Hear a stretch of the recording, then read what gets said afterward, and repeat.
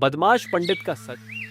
छोटे से गांव में एक पंडित रहता था जिसका नाम था पंडित धनराज।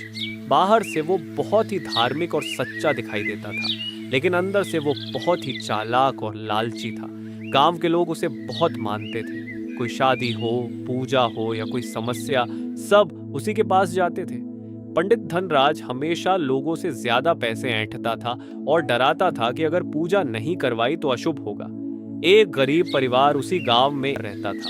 रामू, उसकी पत्नी सीता और उनका छोटा बेटा चंदू। रामू बहुत मेहनती था, लेकिन उसकी कमाई बहुत कम थी।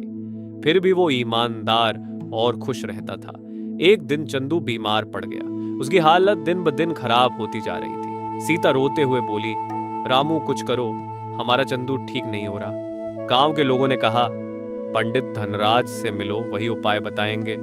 पंडित की चाल। रामू और सीता चंदू को लेकर पंडित के पास गए। पंडित ने आंखें बंद करके नाटक किया और बोला, तुम्हारे घर पर बुरी आत्मा का साया है, इसे हटाने के लिए बड़ी पूजा करनी पड़ेगी। रामू घबरा गया। पंडित जी, कितना खर्च आएगा?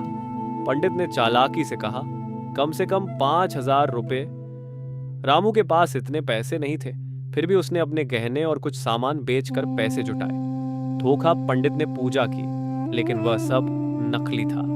उसने बस दिखावा किया और पैसे ले लिए। कुछ दिन बाद भी चंदू ठीक नहीं हुआ। सीता रोने लगी, पंडित जी ने हमें धोखा दिया।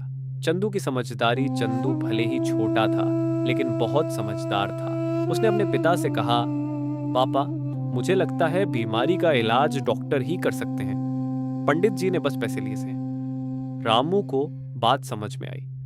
वो चंदू को शहर के डॉक्टर के पास ले गया। डॉक्टर ने इलाज किया और कुछ ही दिनों में चंदू ठीक हो गया। सच्चाई का पर्दाफाश। अब रामू को गुस्सा आया।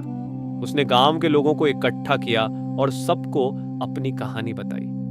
धीरे धीरे कई लोग सामने आए जिन्हें पंडित ने ऐसे ही धोखा दिया था। गांव के लोग पंडित के घर पहुंचे।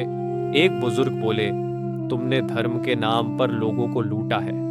पंडित डर गया और माफी मांगने लगा, मुझसे गलती हो गई, मुझे माफ कर दो।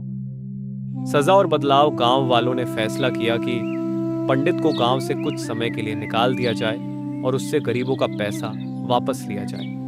पंडित को अपनी गलती का एहसास हुआ। कुछ महीनों बाद वो वापस आया। इस बार सच में बदला हुआ। अब वो बिना लालच के लोगों की मदद करने लगा। कहानी की सीख, डर और अंधविश्वास में आकर फैसले मत लो।